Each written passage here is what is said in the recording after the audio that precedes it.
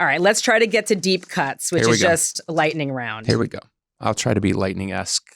Name a song, album, or artist that changed your life. Black Sabbath. Which song is it? Well, Sweet Leaf. My uncle had a stereo, and my grandmother somehow let me play her son's stereo. And Master Reality was the first album in the stack. I put it on, and I heard Sweet Leaf, and I was like, and I've been chasing that sound ever since. And I was 8 years old when I heard that. No joke. That's impressive. Ozzy's sound of his voice. Okay, you're talking about Siamese Dream. Okay, anybody knows Siamese Dream? Ozzy's voice doubled. The guitars split into stereo, big guitars. I'm doing Black Sabbath. Mm-hmm. I'm doing my poor imitation of Black Sabbath. I've been chasing that sound ever since. I love that. That is the thing for me. Have you connected with Ozzy? I mean, I've had don't forget, Sharon even managed the band at one point. Oh, that's right. And quit on the band and said she was quitting because I was making her sick. Oh, we're friends again now. Me and the Osbournes. Love Sharon and of course I love Ozzy. I don't know Ozzy as well as I know Sharon. And I know Tony better because I work with Tony on his solo record. But that's the best. That's awesome. What was your first concert? I saw Asia on the Heat Is the Moment. Heat of the Moment, yeah. I don't remember the name of it. It might have been the name of the album. But that was the name of the hit single. I think it was single. Heat of the Moment. That was a single. And it was cool because they were doing that thing like they were doing some Yes. Carl Palmer was in the band. So they did some Emerson, Lake and Palmer stuff. They did some Yes stuff. And then, of course, they played cuts from the Asia album. That was my very first. Oh, I actually have a good story. So maybe 7 years ago, we played the exact same venue I saw my first show in. Oh, wow. And I had one of the worst seats. It's an old opera house in Chicago. And it goes like, it's not a very deep theater. And then it goes steep up. So there's 5 tiers.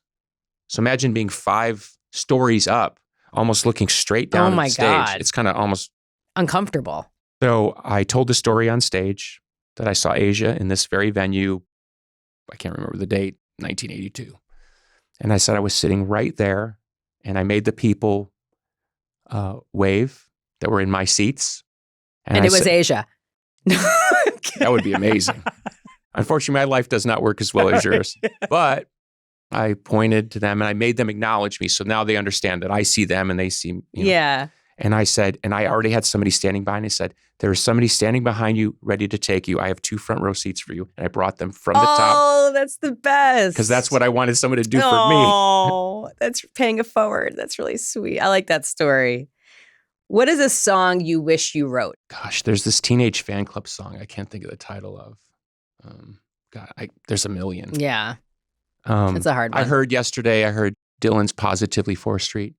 You've got a lot of nerve. Where he just does, it's like the ultimate put down song. Right. And I was like, oh my God, please. Yeah. I wish not only do I wish I could write a song like, not only do I wish I could write the song, I wish I could write a song like that. Yeah. I do not have that skill set. Amazing. Well, most people do not. I mean, he's one of a kind. Yeah, but I'm pretty good at my gig. And when I can't do something, it's very frustrating to me. I think you're doing pretty well.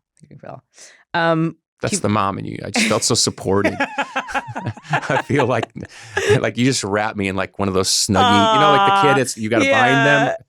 You just bound me in your love. Thank you. I'm always here for you. Thank you. Do you have a favorite movie? Probably Satyricon by Fellini. I don't know if you know that movie. I don't know it. It's pretty decadent, but it's pretty amazing. Okay. I have homework.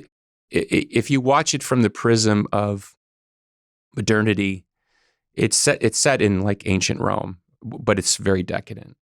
And then you look at it as a sort of parable to modernity and how people end up sort of, because the actual text from Satyricon is one of the oldest written texts in the world, and they're not really sure even who wrote it. It's a farce.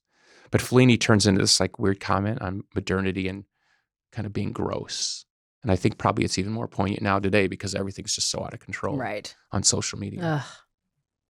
All right, I have to watch that. How are you feeling as a parent looking forward into social media land? I'm waiting on that one. Yes, that's really upsetting me to even think about it.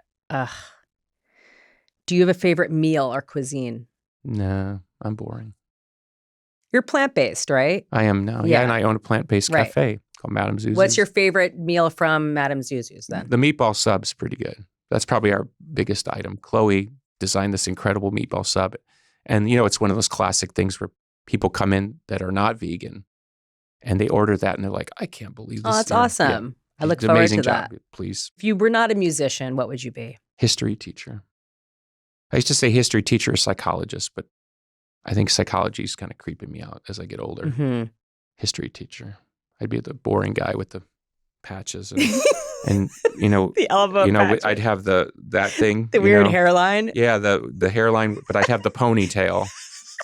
Do you have a most prized possession? No, but if there's a sort of rosebud in my life, it's probably the Gish guitar that came back after 27 years. That's right. You were reunited. Yes, it was amazing. This gentleman out of Nashville, somehow somebody contacted him and had some story about they found it, and it doesn't matter how it was stolen, and I think whoever had it knew it was stolen. And if they passed it off to somebody else and they pretended it wasn't stolen, doesn't matter. But the fact that it came back after 27 years is pretty remarkable. Oh, that's really special. Because I guess what I would say is like, it's the last, and the fact that it was stolen in 92, it's like, I don't know, let's pretend this is the guitar, right? Yeah. It's like you can literally hold an object in your hands and you can go, when this thing was with me, this happened. And when it left, it got a lot crazier. It's like the last moment of innocence or something. What is something your fans might be surprised to learn about you? See, that's a tough one because I think at this point, my fans, like to call them the ones that care about me on a daily basis, they're pretty aware how annoying I am, but also what a nerd I am. I think to the general fan, anybody that was watching you that doesn't really know a ton about me, I think they would be surprised to know that most of the book on me in the world is based on characters that I played as I was doing what I was doing, and there's a lot of convoluted reasons why I did it. So to this day, people still think I'm the character that it's like basically being judged for the character you played in the movie, and you're like, I'm not that guy. Right. I really didn't kill, Al Pacino at the end of the movie. Right. But they're convinced that I did. So that's kind of a weird thing. But I think at this point, most of the fans, I call them hardcore fans, they're fully aware that guy. Right. Are there words you live by? Hope is not a course of action. I think that's one of my favorite quotes. That's awesome. Hope is not a course of action. Fake it till you make it is another good one. Those are great. What do you hope your children learn from you? Let there be rock. Yes, let there be. Amen. I get asked a lot, and you can understand why, how would you feel if your kids go into the music business? And what I always say is, I just want my kids to be happy. Mm-hmm. I think I used to argue with my father because he used to say to me, it's good you got abused as a child because it made you a better rock star, which is a really messed up thing to say. And I used to say, Daddy, if I wasn't beaten the way I was, maybe I would have been a great classical composer, or maybe I would have just been a history professor. No shame in that. I chose rock for a particular set of reasons, and I just happen to be good at it. But with my children, God willing, I just want them to be happy. So I think what I want them to take from me is that our Father, speaking in the third person, I guess, our Father, and you can imagine I'm 56 now. I have a 7 and 4-year-old. I have to often contemplate that probably at some point I'm going to go and I'm not going to be there for them. And they're going to have to navigate life without me. I want them to speak about me in a way that said, our Father lived a particular way, and we understand why he did that. And we understand that he was always trying to make it better. And he took what he made better and he gave that to us so that we don't have to go through what he went through. That would make me happy. Oh, it's beautiful. I almost made myself cry. I know. I'm actually here on the Alley show. We talk about rock and we get really sensitive. Oh, you're killing me. Really, thank you.